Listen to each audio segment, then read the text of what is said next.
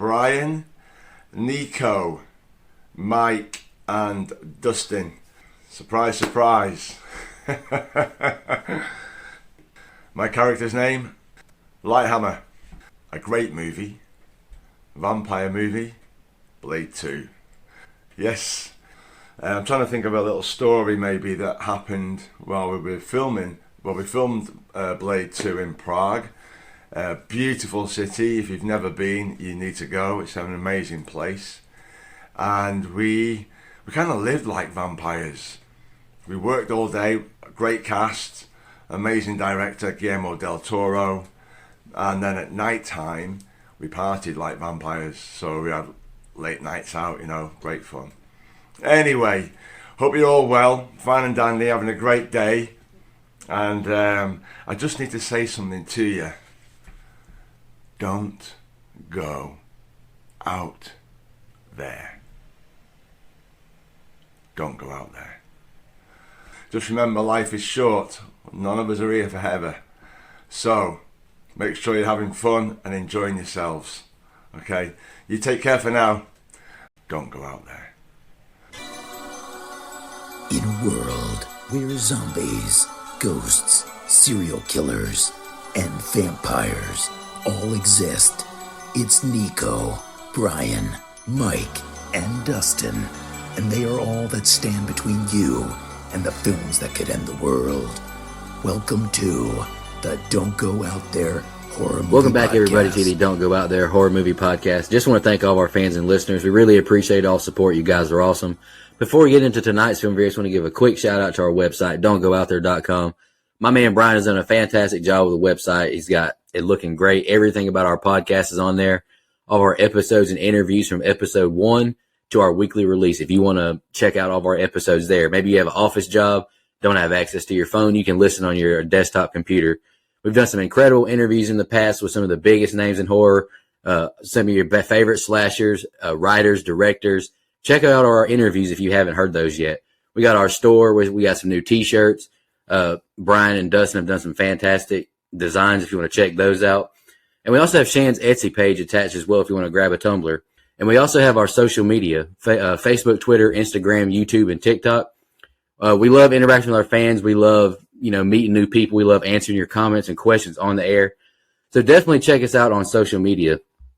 And the last thing I want to shout out is our Patreon. We call it Blood Donors. We have the traditional monthly reoccurring kind. You're a big fan of our podcast, a big fan of our show. You want to help support us. That option is available. And we also have one-time donations. If you want to donate and, if you have a film review you want us to do, that option is available as well. All right, guys, over to the film review. We're going to be concluding Mike's Theme sequel month tonight with Brother Dustin's pick. Dustin, would you like to announce your pick and why you picked it? I don't remember what it was. Oh, yeah. I went with a movie that came out in the spring of my 8th grade year. Yeah, I'm that old. Blade 2. So this movie is very nostalgic for me, so I'll just go ahead and say it. Like I've said it before, nostalgia only holds so much power over me, but when it hits, brother, it hits. I had a hard time finding criticism of this fucking movie, man. I love it so much. This is the best vampire movie of all time, one of the best comic book movies of all time, / Marvel movies of all time, probably Wesley Snipes' best movie of all time. This is a fucking classic. I went with 2002's Blade 2. All right. I'll go next. I don't feel the same. Shocker. Respectfully, of course. Respectfully. It's not like I hate the movie by any means. It's just not my cup of tea. And y'all aren't surprised by that. So, it's not out of a place of, it's not like I'm about to go full Cloverfield or 3 from Hell on this movie or anything. Definitely wasn't terrible. Had some fun action scenes, but I did think the movie was a bit too long considering what we got. But, it was worth this watch. And I'm just going to let Brian and Dustin enjoy this one forever. I don't know how Mike truly feels, but I'm sure I do know how he feels. But, Brian, I'll let you go next, brother, to be the positive, uplifting one again. I love how it was my freshman year in college, and Dustin said 8th grade made him seem old. So, okay. There you go. That's why I call you Gramps, buddy. College back then? Yeah, they did. Fuckhead. I agree with you. This movie's been on my list for a very long time. No secret. I'm a big comic book movie fan, and this is my favorite comic book movie of all time, if that tells you anything. We said it during the Blade 1 review. This franchise was so important to Marvel. Say what you want about Iron Man starting the MCU, but this franchise, I think, saved Marvel first.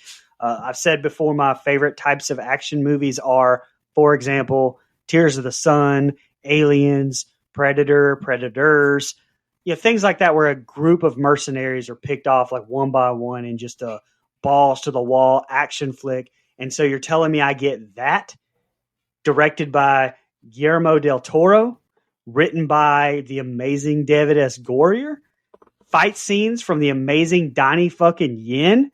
It's rated R and vampires. I mean, if you don't think I would like this, do you even know me? Obviously, going to be a love fest from me. Okay. So I feel the exact same way about this movie that I did about the first Blade. Although I'd already seen the first Blade, this one was brand new to me, okay? So y'all know the rules. First time watch, first time notes. That's how it works. Anyway, there are things about this movie that I like. The act, like I think Wesley Snipes is good. I think the visuals are really cool. I wouldn't use stunning, but they're cool. And overall, it's entertaining for what it is. Okay. It's just not my cup of tea, man. Like I have a really hard time getting into the plot. And so that's a struggle for me. I felt all of that 2-hour runtime or close to 2-hour runtime. How do you compare this to Underworld? Because I know you liked the Underworld movie. I did. That's a really good question. I will say this one's probably a little more fun than the Underworld franchise. And by the way, I have plenty of positives throughout my notes on this film. Okay, right. I feel like Underworld for me had a better story, but it's a very similar story. Like the vampires versus this other group. Like that's kind of a very similar plot line. Something, hey man, I don't really have a good answer for you. I think sometimes when something just clicks with me, it does. Now, I just like the ones I've seen better. I got an answer for you. Underworld doesn't have a Marvel tag. This one does. That's all it is. No. I like that little short movie that you made us watch that I can't remember the name of now. That was fun. Werewolf by Night. Yeah, that was fun as fuck, man. See? There you go. Anyway, I swear I do have a lot of positives throughout my notes. I do. But I'm not an action movie fan.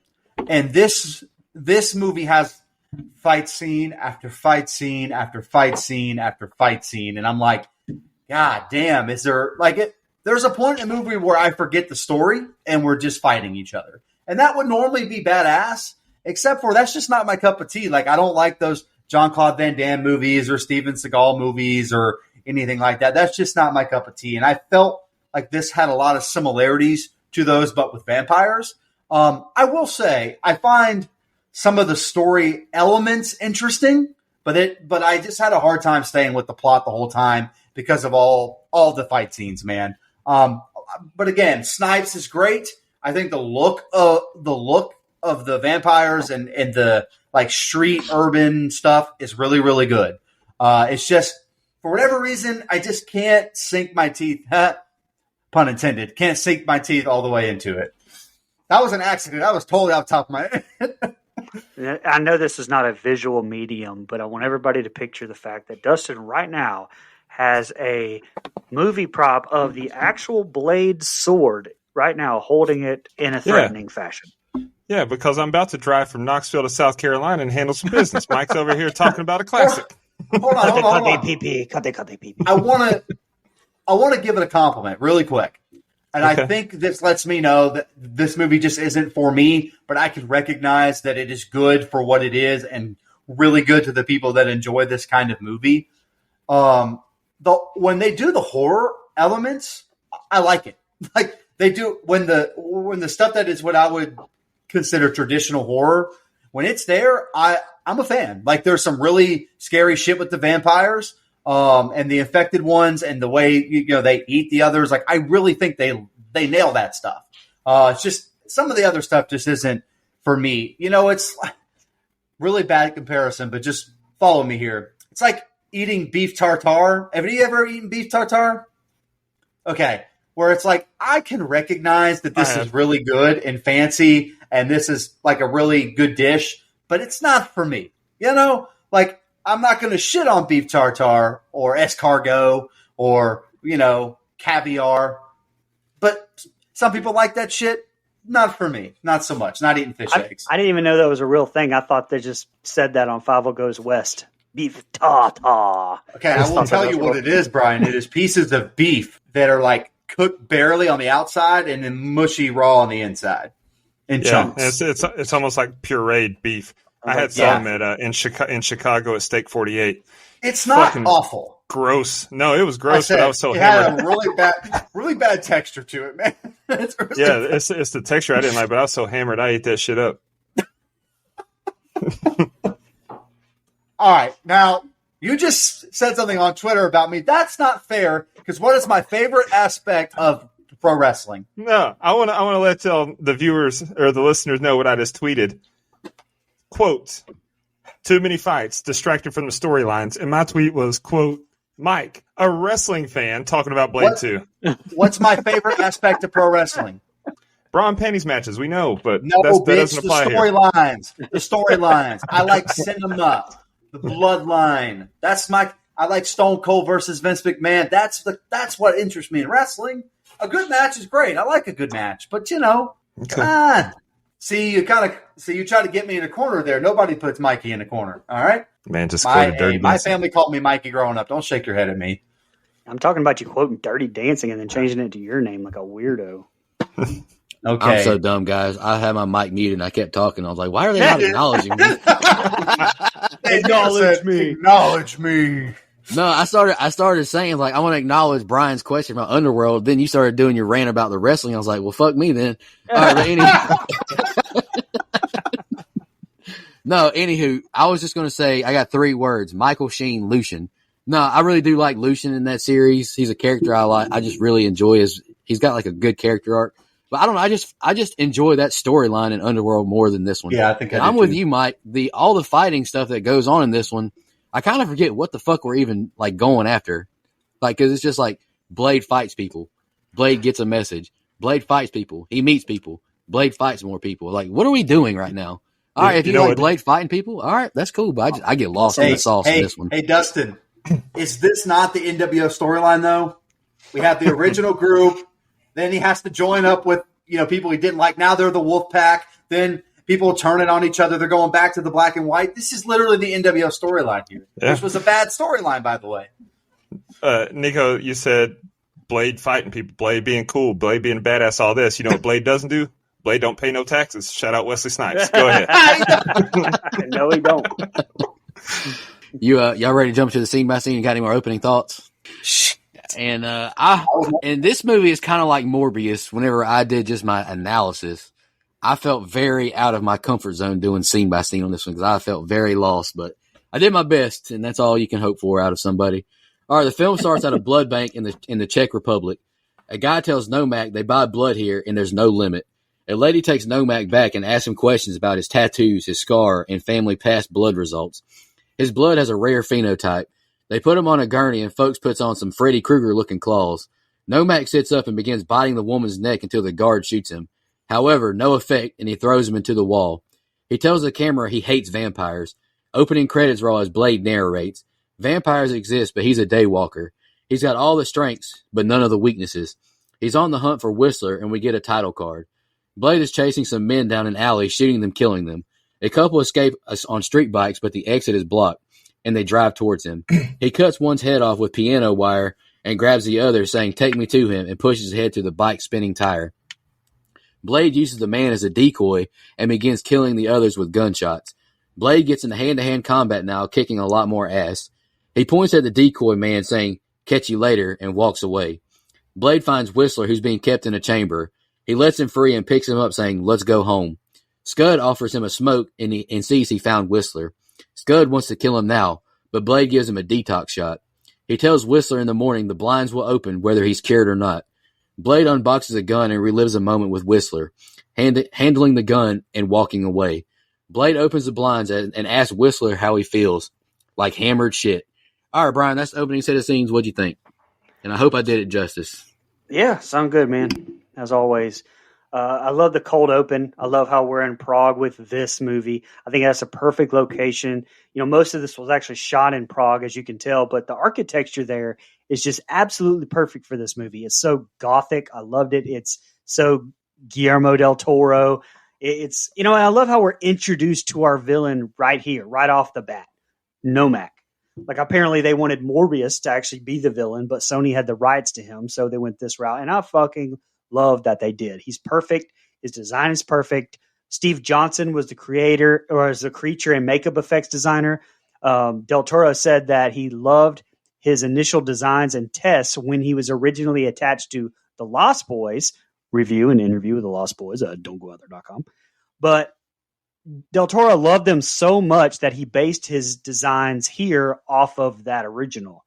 Del Toro also said in the DVD commentary that the idea of their skin and seeing the veins come from his fixation with the mutants from 1970s Beneath the Planet of the Apes, which actually I have never seen, and I thought I've seen most of the Planet of the Apes movies. But anyway, Skip it. I gotcha. But this opens badass. You know, I would 100% hold those shots on my fingers like Freddy Krueger, just like my guy did here too. I mean, it's like those chips, those bugles. Like it's kind of like that, where you just something like, Yeah. like you just have to do. Now, the credits, I'm not a fan with the voiceover. I mean, come on, it's Blade 2. Did you really need that? The answer is no, you did not. It was like the opening to an 80s TV show, I thought. But anyway, I have the.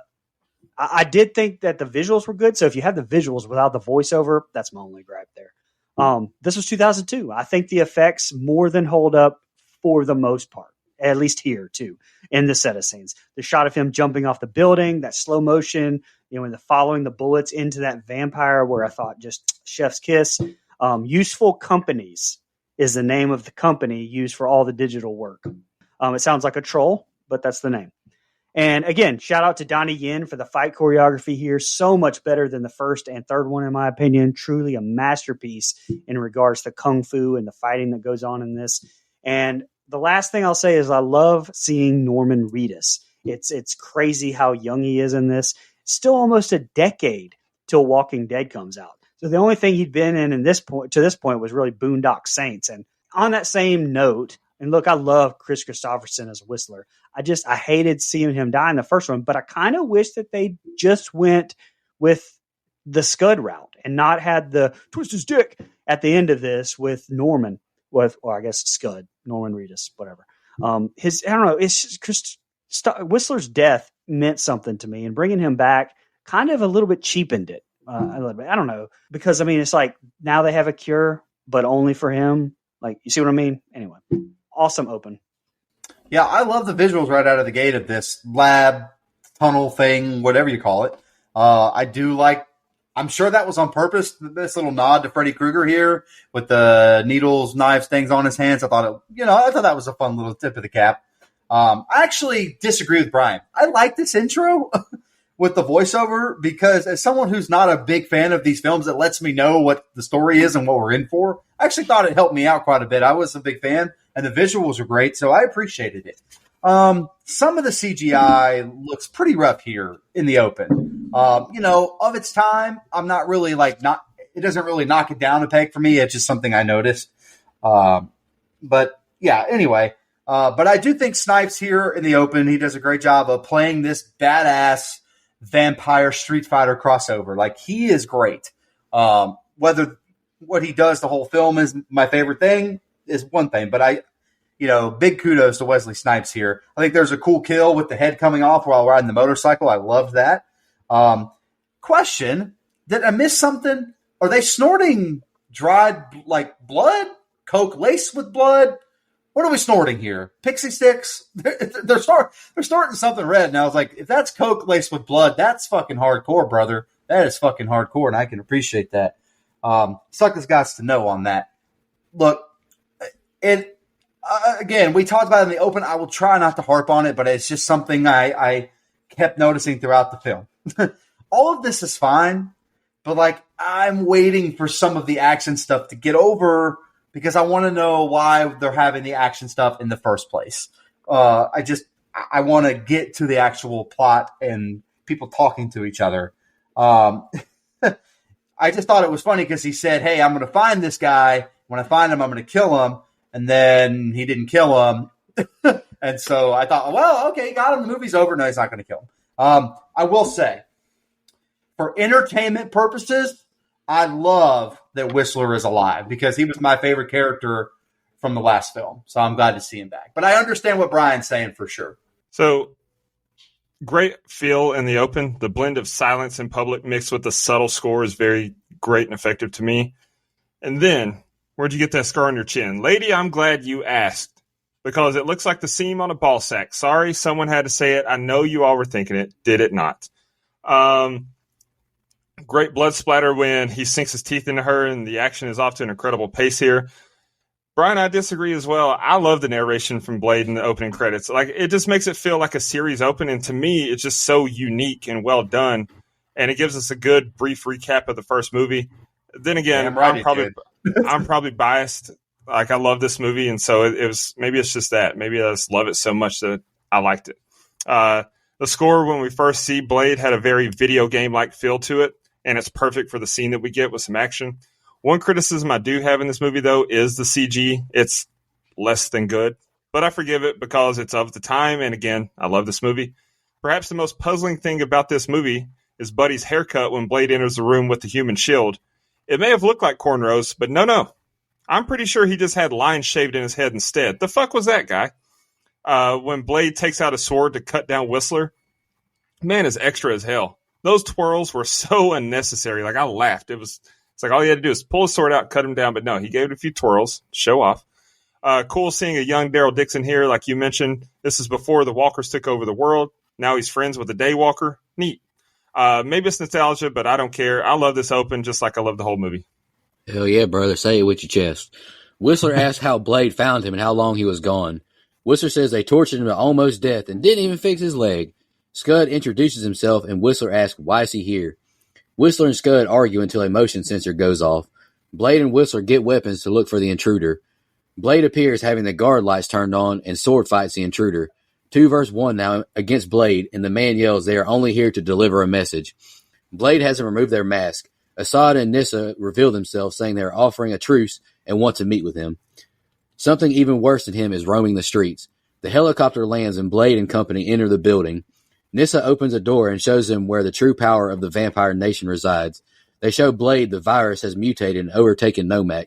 He feeds on humans and vampires. The issue is the victims don't die, they turn. They estimate over 100 Reapers will be turned by the end of the week. Scud doesn't trust this and is worried about Whistler. No one goes cold turkey in one night. Nomak lures a drug dealer over and attacks him, drinking his blood. The other Reapers feast on him as well. Nissa tells Blade they are ready when he is, and he meets the Blood Pack. Reinhardt asks Blade if he can blush, and the others pull their guns until Nissa orders them to stop. Blade puts an explosive in the back of his head that will detonate if they try and remove it. Blade says they will look for the prey to find the hunters. First place to scope out is the House of Pain. All right, Brian, so next set of scenes, what'd you think? House of Pain. Sounds like a tag team or like a stable. But a little Easter egg here, if you'll notice with Scud, the shirt he's wearing is the logo of the Bureau of Paranormal Research and Defense. And that's a reference to the comics and Del Toro's Hellboy. Also a movie I don't like, but moving on. Such a badass fucking fight scene with Blade and Nissa, especially with Snipes holding that sword one-handed and upside down, and then the 2-on-1. Hell yeah, Donnie Yen. So badass. I love the line, "You're human." Barely, I'm a lawyer.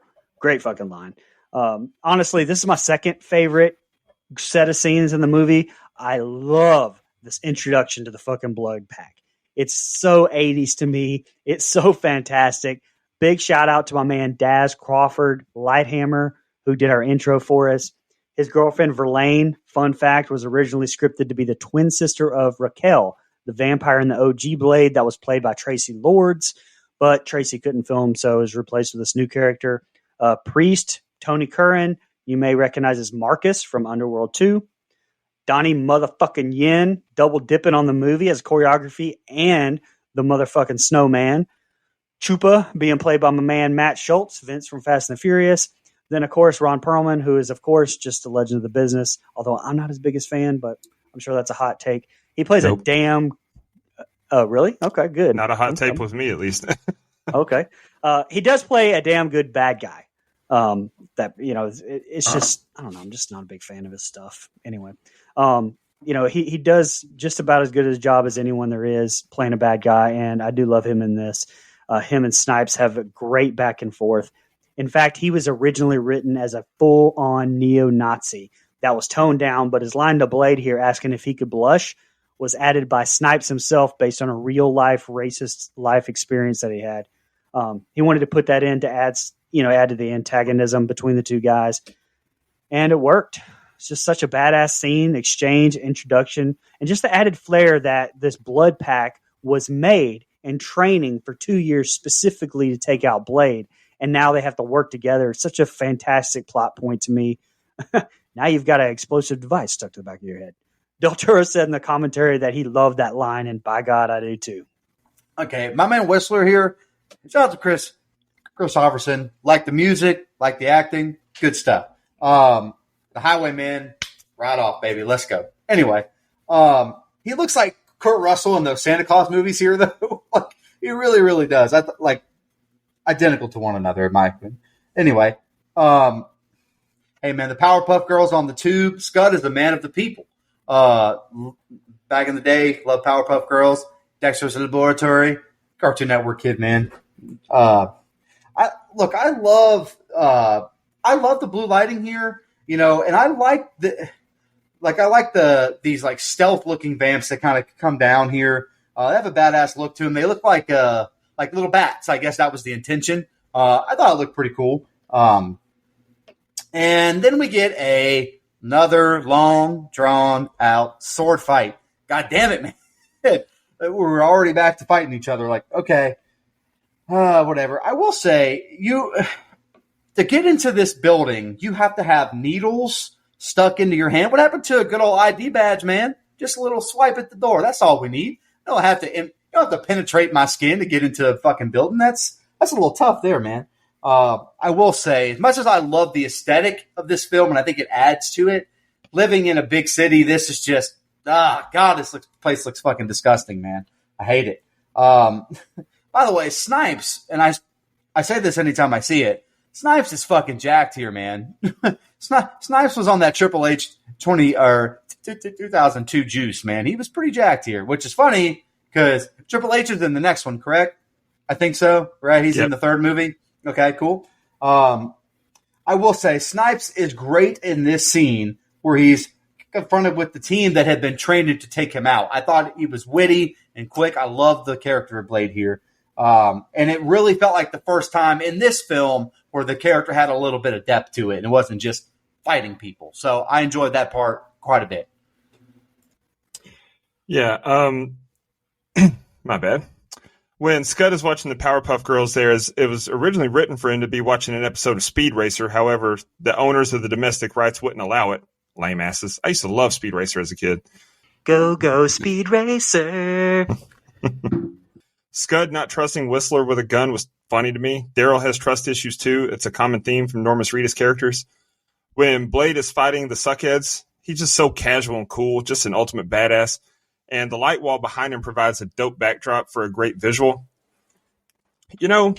Assad and Nisa could have avoided the whole fight, though, if they didn't come in gooned out wearing masks. Kind of sent the wrong message if they were just there for a truce. Idiots. The first look at Damaskinos made me think that he looked like a mix between Death in Bill and Ted's Bogus Journey and Emperor Palpatine. That's just the vibe I got. I laughed at, what do you think? Sounds like a plan. What do you really think? They'll fuck us the first chance they get. Great lines there. And, I get the primal instinct of just needing to feed, but biting a male's neck is just a little sus to me. If I was a vampire or a mutant vampire, I'd have to target females only. I don't know, man. I just couldn't get that intimate with a man. Hey, man. You turned me into a vampire. I'll let you bite my neck. That's cool. If you want to bite my foot, that's all right too. I need to be a vampire. No, man, it's just me. No.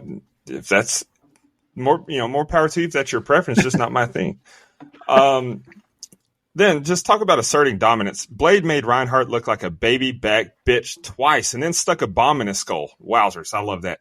another good set of scenes here that establishes our story. I'm all in. Man, Dustin wasn't kidding about nostalgia. Man said wowzers. Wowzers. Inspector Gadget. Our Blade asks, where's the entrance? And Nissa says, because of him, they had to tighten their security. Whistler hands out guns, and Blade tells Whistler to stand on the roof and watch their backs. Nissa leads him into a nightclub, and the vibes are immaculate. Blade plants a camera so Scud can watch on. Reinhardt pulls a Jason Lives and puts a red dot on Blade, but Blade is onto him with his own red dot pointing back. Assad alerts everyone he spotted one but lost him. Scud's van shakes, and he goes to check out what happened. Scud radios for Whistler, but we see he's missing. Nomak appears suddenly, capturing one of the Blood Pack. Scud exits the van with guns drawn. He sees 4 Reapers, who all charge him, but he manages to shut the van doors. Blade finds Nomak, and he puts a bullet in his head. The Reapers begin to attack in the club. Scud tries to drive away, but the van won't crank, of course. Gunshots are flying everywhere in the club as the Blood Pack fight off the Reapers. They realize Silver has no effect on the Reapers. A Reaper opens its mouth like Jeepers Creepers and bites a Blood Pack fighter. Scud gets the van lights on and kills one. Scud radios to them that all use their lights. They can't take it. They tell Blade daylight is coming and he's on his own. Nomak says, why kill me? We have the same enemy. And the fight commences. Blade uses his sword to reflect the light onto Nomak, and it burns him, causing him to flee. All right, Brian, that's the next set of scenes. What'd you think? This nightclub scene is 100% my favorite in the movie. It's so badass. First of all, it's very cool to me, plot point and world building wise, that the Vamps have had to change up their glyphs and habits because of Blade. I thought that was a nice little touch. And look, the slow motion walk with the Blood Pack, with that Mos Def song Against playing. Like, I'm not sure that you could get more badass than that. That may be the peak of badassery right there. I'm sorry, I don't think that's possible.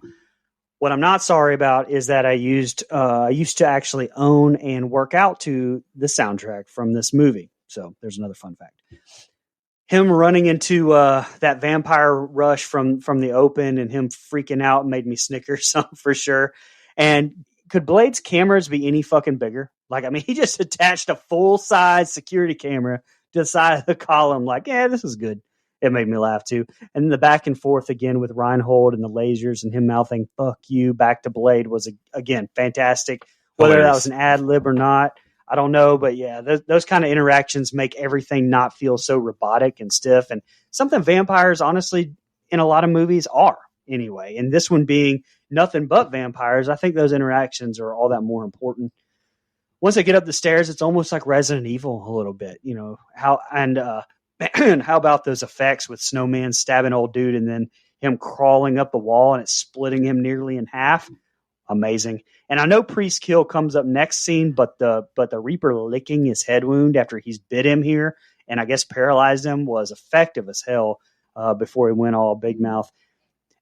You also know what's coming with Lighthammer too. I mean, they definitely telegraphed that a mile away. And being that we happen to be watching a zombie show and dealing with bites and infections and stuff, that almost seems a little played out to me after I've just watched 7 seasons of that show in 2 weeks. And so I was like, man, okay, well, so that plot line didn't hit like it used to be for me. You guys ready? I'm about to make another comic book reference, not Marvel.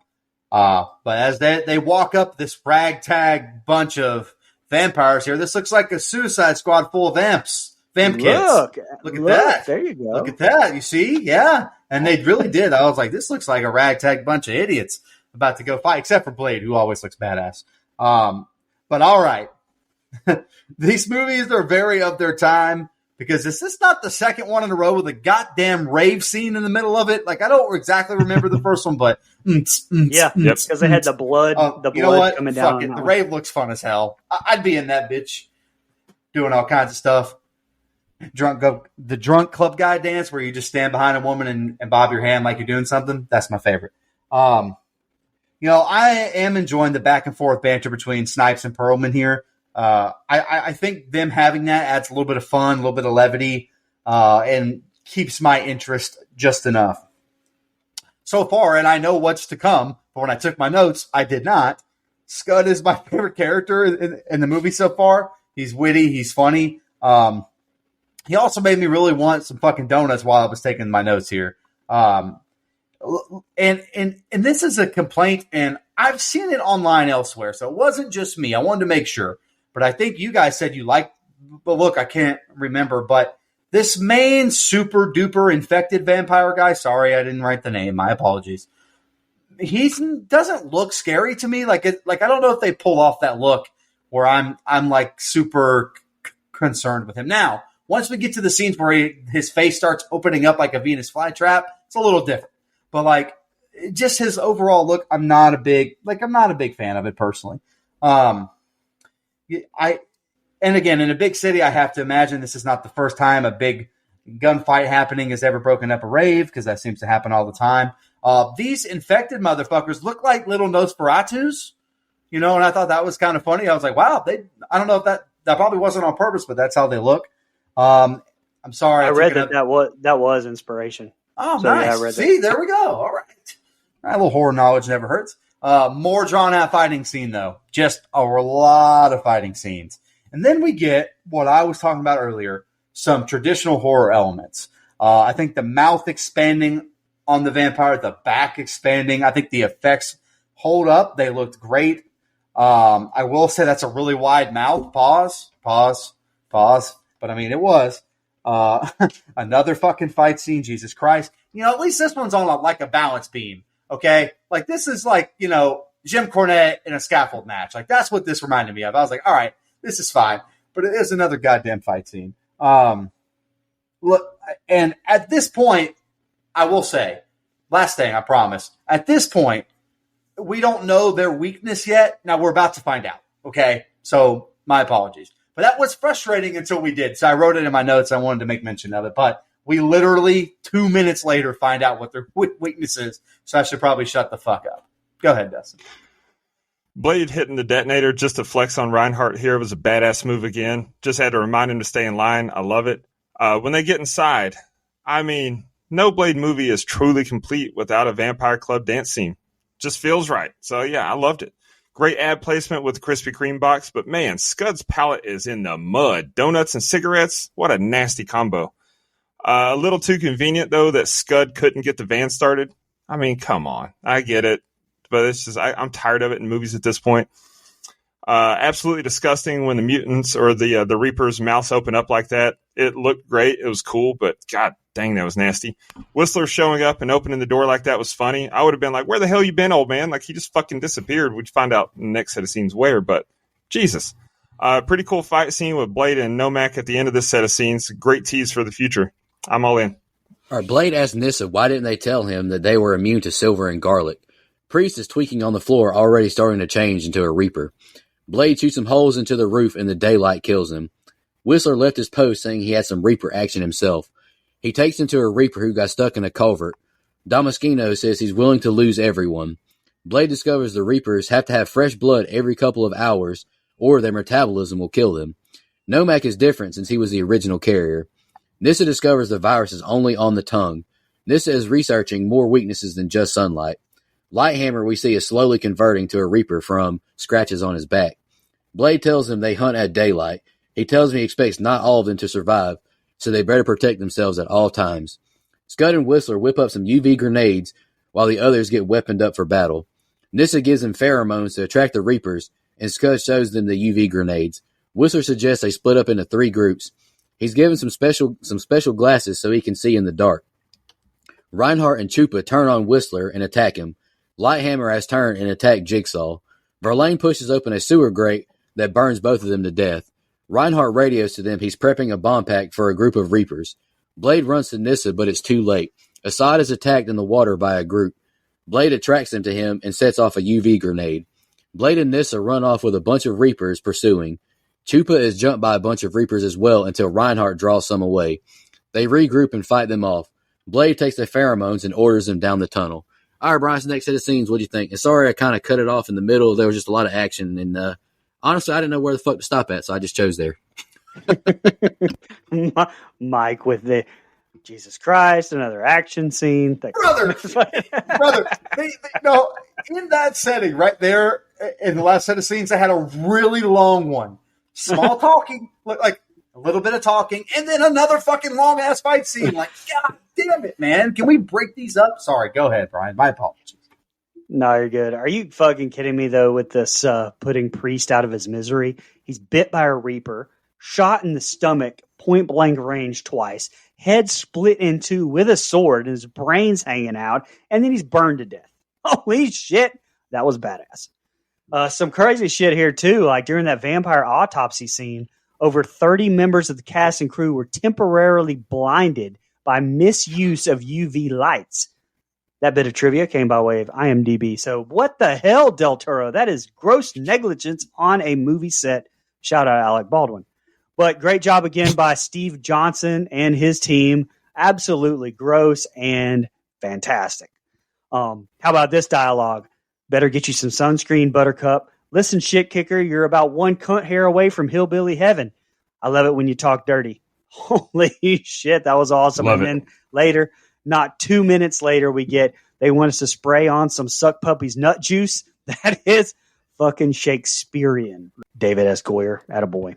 And listen, this exchange between Whistler and Reinhardt really hit home with me. Whistler calls him a cheesy dad thing like Nipplehead, and then Chupa tells him he needs bifocals and calls him Grandpa. This is how I'm treated on this show. I feel this exact exchange probably happened like yesterday in our group chat. It's really unreal, the ageism that goes on. But anyway, last thing, and I'll shut up. In this set of scenes, there was supposed to be a sex scene between Blade and Nisa that was cut. Honestly, that does explain how the two kind of seem to be very close very quickly. Something I've always questioned, but that makes sense. There's around 45 minutes left of the movie now, and we're getting into the third act pretty quickly. Lots of deaths here, a few of which can definitely be picked as worst kill, though. That's for sure.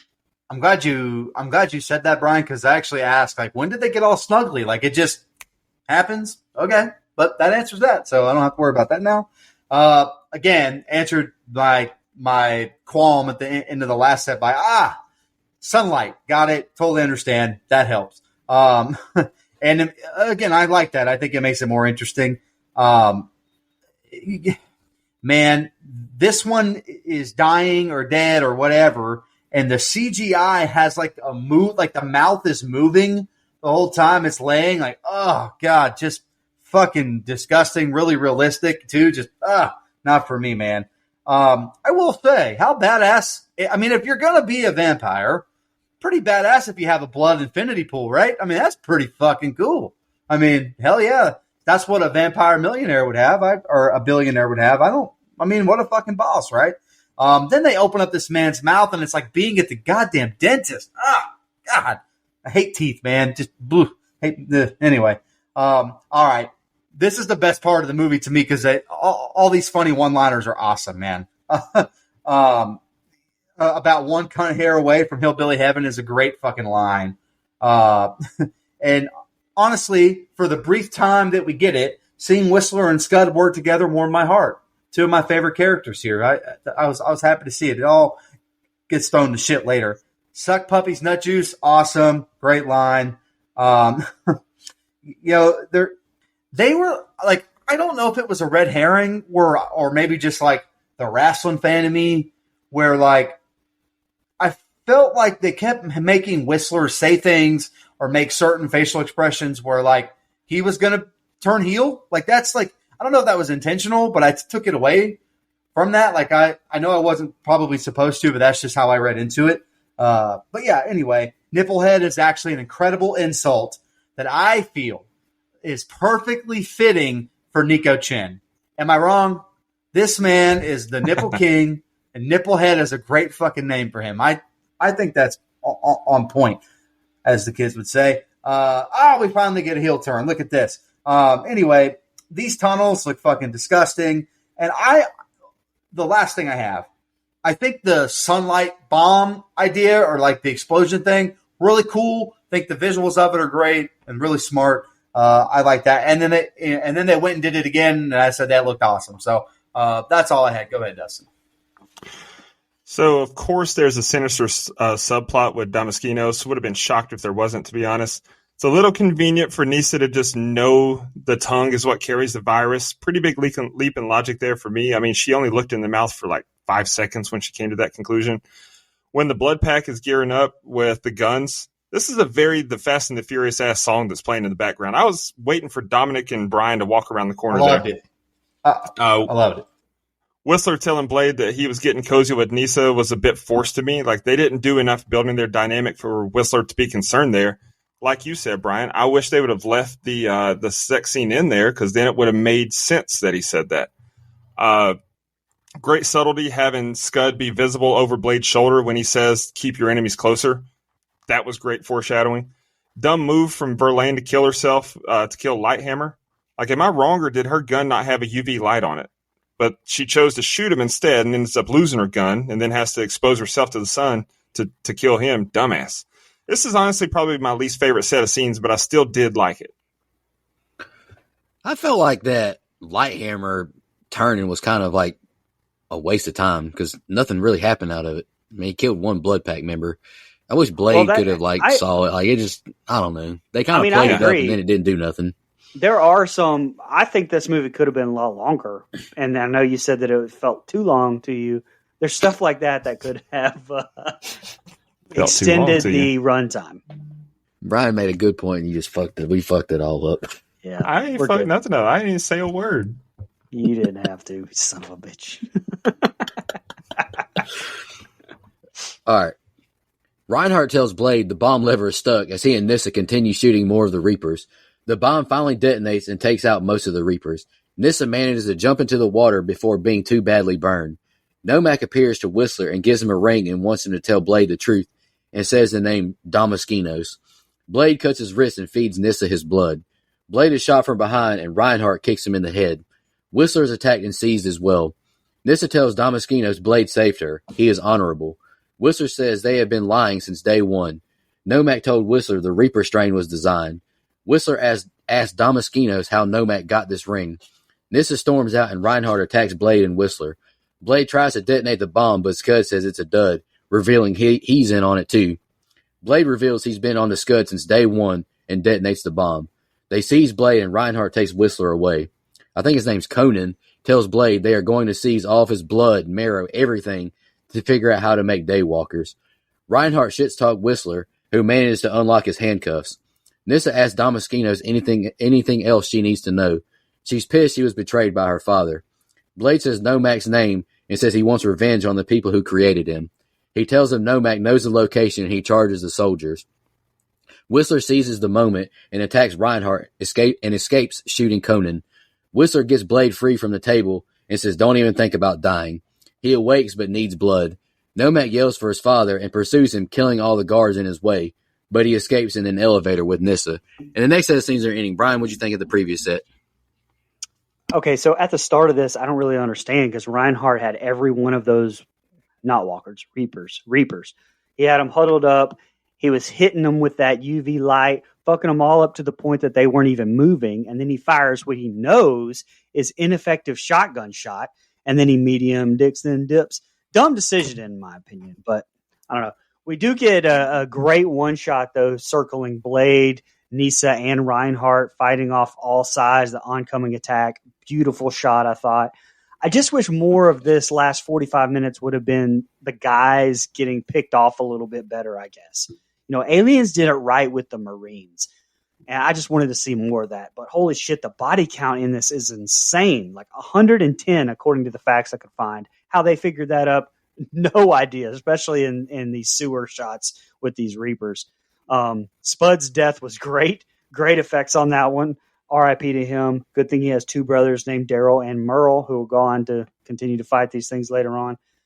A nitpick, though, and it's a common trope, I know, but I noticed this watch through and just how many bad guy monologues there are in this movie. Like, again, they're a trope for a reason, but I wanted to point it out here.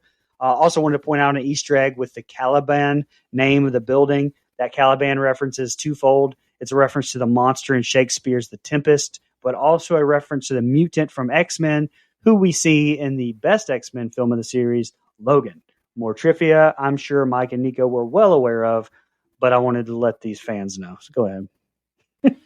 Who? What? Where? What? Logan? Who the fuck is Logan? You mean Dark Phoenix wasn't your favorite X-Men movie? Yeah, that classic. But it was not No, bad. I was talking to Brian because that movie Oh, actually sorry. sucks. That movie's actually Oh. trash. I like it. It's I not did bad. watch the X-Men cartoon growing up, though. I will say that. X-Men 97 It's is bad. fantastic. It's bad. I need to get in on that. I'm going to give that a shot. I am going to give that a shot because I liked the cartoon as a kid. Anyway, again, same complaint. All of this is really cool visually. All of it. All the kills, the chaos. But I am ready for them to get past this because I know there's another part of the story coming. There's a twist, right? Like, they didn't really set it up as a twist either. Like, as soon as we're done with these motherfuckers, we're turning on you.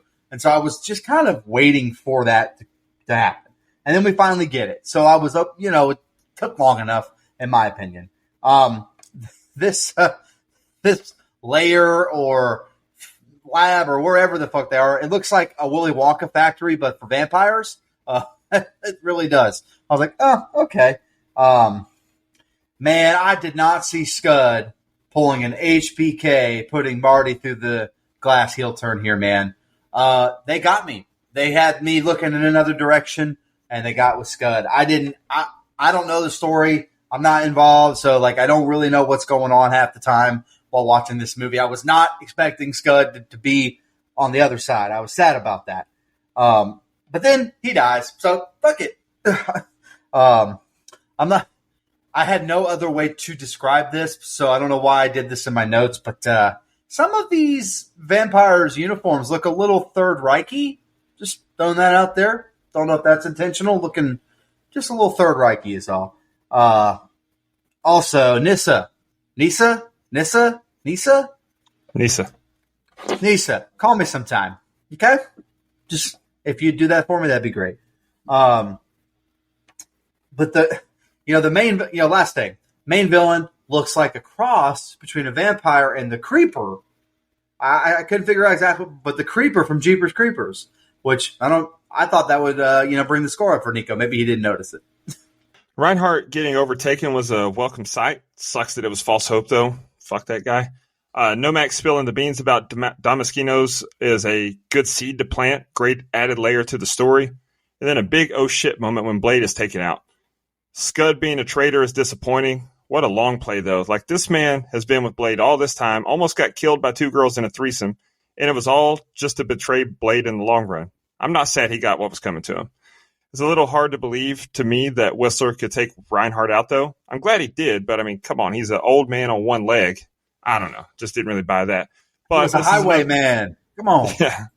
This is another solid set of scenes, though, that sets us up nicely for the finish. All right, guys, here's the ending, and this is my last scene. My scene isn't too long either. Whistler helps Blade walk, and he falls into the pool of blood. He emerges strengthened and fights off all the guards. Blade gets a sword from Reinhardt, asking, "Can you blush?" and cuts him in half with the sword. Whistler tosses Blade his sunglasses and shoots all the embryos. Damaskinos is pissed and Nissa reset the passcode, and Nomak enters the room. Damaskinos tries to apologize to Nomak and sweet-talk him. Nomak bites his neck and he falls to the floor. Nissa drops a ring by him, and she tells him to finish it off and close the circle. He bites her neck and Blade appears. He jumps down and stabs a sword through him. The two fight again, both exchanging damaging one another. Nomak goes to bite Blade, but he rams the sword into Nomak's core. He says it's strange. It hurts, but it hurts no more. He pushes the blade in deeper, killing him. Blade goes to Nissa and holds her. She says she wants to die while still a vampire. I want to see the sun. Blade carries her outside and embraces her until the sunlight kills her off. London. The decoy man from earlier buys a room to see a stripper, but Blade reveals himself, saying, "Didn't forget him," and stabs him in the skull with his sword as the film ends. All right, Brian, what did you think about that ending? Ending was really good. A few nitpicks, like how did Whistler get his piece to shoot through that little hole? And then upon further review, I'd like to say that sounded dirtier than intended. But also, Nomak literally opening two sliding doors by himself, but doesn't even try to open the elevator. Okay. And some of the CG with the Blade Nomak fight didn't hold up the greatest at all, but some awesome shit. That shot of Blade coming out of the pool of blood, Mike's pool of blood that he wants, apparently. Goyer said he wrote it specifically to mimic the way Martin Sheen rises from the muddy water in Apocalypse Now. Other awesome shit, Blade beating the fuck out of people immediately after said blood pool shot. And my God, with Reinhardt's kill, Fuck yes. Absolutely fantastic. First of all, I don't want a blood pool. I said if I were a vampire, I'd probably want a blood pool, yes. So you gotta, sure. there's a definite space put between the two of those things. Anyway, take one of badass visual of Blade coming up from that blood pool. I thought that looked really, really cool. Perfect visual. By the way, I know Dustin caught this too, had to. Snipes hits a pretty crisp suplex there, man. He took a good flat back bump on that. That was good shit. All right, buddy. Absolutely. Man's been training down in NXT. Anyway, I love this kill of Reinhardt. Split in half. I'm fucking here for it. I thought it looked awesome. So after this guy bites his own dad, I yelled in my living room, "You deserve it, Daddy." Anyway, man. So another fight scene, a really not too long, so I won't nitpick. I was like, God, I thought that we would just get like Blade killing a motherfucker and that would be it. And then he kind of, he loses the fight. Then he kind of unalives himself. Like, I'm trying not to use the S word because of YouTube and everything else they kind of strike you for. Kind of unalives himself in the sun here. But anyway, last thing I have is Nisa doesn't have to do this. She doesn't have to go this way. I can save her. Allow me to save you. That's all I got. All right. Badass shot when Blade emerged from the bloodbath re-energized. This fight fires me up every single time, especially when he hits him with the sweet chin music and then shatters the helmet. But again, it's a very Fast and Furious-esque song choice here. 2001, 2002 was a wild time. Almost as wild as Blade hitting a picture-perfect vertical suplex through the glass floor. Yeah, you said it, Mike. That was fucking awesome. Love the recall from earlier when Blade asked Reinhardt if he can blush right before he split him from Gooch to Scalp. That was cool. Admirable move from Nisa to lock them in. Hell yeah, girl, do the right thing. Kind of disappointed, though, that Nomak bit Nisa. I really wanted her to either be spared or be saved by Blade, but nope. Then Blade got his ass kicked by Nomak, complete with a Macho Man Randy Savage elbow drop off the ceiling. But he, of course, wins in the end, as he should. And then I love the last kill we get. Blade catches up with old boy from earlier and takes him out to give us one last hit of comedy before we leave. Solid ending. All right, guys, let's jump into our social media comments and questions. We don't have any for the Book of Faces or Instagram. Dustin, you want to read X for us? Yeah, let me get it pulled back up here. Sorry. We have one comment, which I'm just going to say, one comment across 3 social media platforms. What's wrong with you people? This is a fucking classic. But slow week, brother. Andrew Ferguson at Ferg_Berg said, I don't know of a cooler scene in cinema than when name of the game starts playing. Listen, all you motherfuckers. And he put the video. So I agree. It's badass. I know. I watched that last night too. I clicked on it and I was like, hell yeah. All right, guys, y'all got any fun facts you want to share? Yeah, I've got a few. Pop icon Michael Jackson was originally going to have a cameo in the House of Pain sequence as a vampire pimp that Nisa encounters as she searches the upstairs hall. Jackson had to drop out due to scheduling conflicts, and the part was played by a Czech actor. The sequence was ultimately cut out entirely for pacing reasons. Man, that would have been fucking awesome. Although it's often thought that the Reaper vampires in this film served as the inspiration for Guillermo del Toro's vampire series, The Strain, it is actually the opposite that's true. Del Toro had originally conceptualized the Strigoi. I've never seen The Strain, so I don't know if that's how you say that, Strigoi, which are the vampire antagonists in The Strain. Many years prior to the creation of Blade 2, he utilized his own original concept and changed certain aspects about it for Blade 2 so that it would still stand somewhat independently of his original work. As of 2017, this is the only film on Del Toro's filmography in which he has no writing credit. And the last thing, the final scene where Blade hides behind the Bunny Booth glass waiting for Rush. I love that scene, by the way. I didn't say that in the review, but I do love it. It's incredibly similar to a scene in The Crow, City of Angels, where The Crow does exactly the same thing. Both movies have many similarities in set pieces and costume design, yet this scene is almost identical in both films, and that is because it's plausible to concede that after the critical and financial failure of this first Crow sequel, David S. Goyer could include this scene without scrutiny, having written both films himself. All right. I got a few here. Brian, if I repeat you on any of these, I apologize. You can just make it look like I didn't. To get the movie with an R rating, green blood was used for the Reapers. And then the last one I've got is that Tim Curry was considered for Damaskinos. So that would have been kind of cool. Oh, Tim Curry would have been dope. Yeah, that would have been awesome. That would have I had a didn't point say go that up. one. This is the part where I talk about the money, huh? All right. The budget was a whopping $54 million and a box office of $155 million worldwide. Pretty solid make back on your budget there for sure.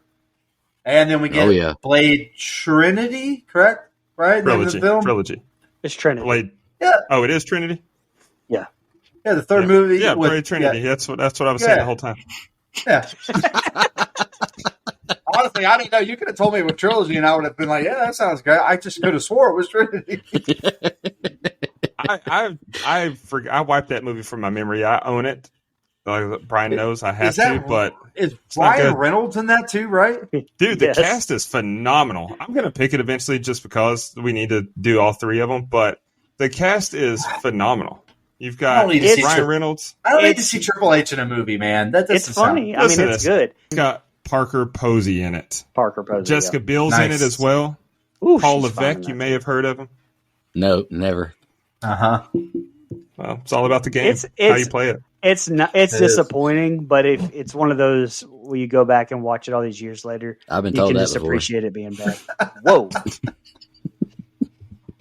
When I said I've heard I was disappointing, it wasn't from a woman. It's from Asian parents. Anywho, just kidding. They're proud of me sometimes. All right, let's jump into the rating. Favorite kill and least favorite kill. Favorite kill, I'm going to go with Scud just because I did like his reveal, but I thought his kill was cool. Least favorite kill, a lot of basic ones. My least favorite kill I'm going to go with, though, is Reinhardt just because I thought he deserved to get his ass kicked more. Like, he needed to get his ass kicked like Ed did in episode 4 of The Walking Dead. I think it was episode 4.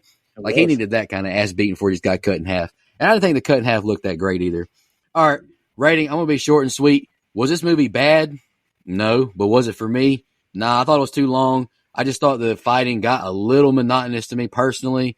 And like we were mentioning at the beginning of the show, the story just doesn't hook me like an Underworld does. Because I feel like Underworld, while there is a lot of action, I can follow that story a lot more than this one. And I don't know why. Wesley Snipes is great as Blade. I love Chris Christopherson. He was a highwayman. Love that song. But yeah, I'm just going to give this movie the exact same score as the first one, 5.5. And Dustin's going to be way higher than me on the next one. And it's called Balance. Yeah, no, hey, I can live with a 5.5. Favorite kill for me was Scud because he deserved it, and Blade turning out to be 2 steps ahead of him was great and well executed. Least favorite kill, I don't know, man. I didn't really have one. Maybe Nisa, though, because I wanted her to live. Like, I wanted her to be saved. As far as my final thoughts in the rating, like I said, high marks across the board for this movie. This is probably my favorite Marvel movie, or the best one, if not my favorite. / more, enjoyability factors in some for some of the like Guardians of the Galaxy. I love that movie. But anyway, I gave Blade a 8.25, and I like this one considerably more, so I gave it a full point more, 9.25. All right. My favorite kill is actually Reinhardt. I like the split in half kill. I thought that looked pretty cool. My least favorite is Nisa because I wanted her to come home to me instead. Anyway, yeah, all the things, all the notes that Nico and I already hit, I completely agree. There's good stuff. There's stuff I just feel like it's monotonous. And what you said, Nico, I'm going to sum up why I would take Underworld over this. And it's because I feel like Underworld is a story with some action. And I feel like this movie is action with a little bit of story. And I need a better balance of the two to keep my interest, I would guess. But again, there's a lot of good. Snipes is good. The visuals are awesome. I think a lot of the other acting is really good. Just not my cup of tea. Not something I need to turn on ever again. But hey, I can say that I saw it, and I can say that it's just not my cup of tea. But I'm willing to give this a 6.5. All right. My favorite kill, Lighthammer, how he had his head licked in the first bite wound there, and then his fucking skull cut off, and then he was burned to death. Loved it.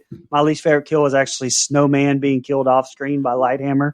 By the way, Lighthammer, my nickname in college. We didn't talk about that. But anyway, bottom line, is this movie perfect? No, but I absolutely love it. It's my enjoyment of this and making it my favorite comic book movie right there with Batman 89, Batman Returns, Logan, Days of Future Past, The Dark Knight. Slot this into the perfect 10 category for your boy. All right. So that gives us a composite score of a 7.8125. Rotten Tomatoes and IMDb are both off their fucking rockers. Rotten Tomatoes has it at a 57%, and IMDb has it at a 6.7. It's crazy. Honestly, though, 6.7 is not terrible for IMDb. I mean, it can be pretty nitpicky on there. But no, I feel you. Y'all got any final thoughts on Blade 2 before I shout out our blood donors and I'll announce our blood donor pick for next week? Nope, let's do it. All right. We really appreciate our blood donors. Christina Tower is a final girl donor. We'll be reviewing her pick next week, The Mist. Camper level reoccurring, Clayton J, Nina, Michelle Mirza, the Horror Movie Crew podcast, Alex Seligson, and Michael Evans. Camp counselor reoccurring, Edwin Hernandez Gunn, Joe Swinford Shan, Adrian Aiello, Brian Samick, Andrew Ferguson, Matt Strickland, Brooke Maley, Thorne David Phillips, Heather Superdoc, Jennifer Davis from the Too Close to Home podcast. If you're a True Crime fan, go check that out. And a new camp counselor blood donor, Dana Tucker. She's a big fan. We really appreciate y'all. Takes a big burden off of us. And I already announced our pick because, she picked it. Christina Tower, The Mist. I'm excited to watch it. I am scared because kind of like The Sixth Sense, I know that movie hinges a lot on the big ending. And I already have had it spoiled. So I hope I can still appreciate the rest of the movie. Guys, any final thoughts before we get out of here? Good theme, Mike. This was a really well-balanced month. We really appreciate y'all tuning in, and y'all have a good one. We'll be back next week. Just want to remind everybody,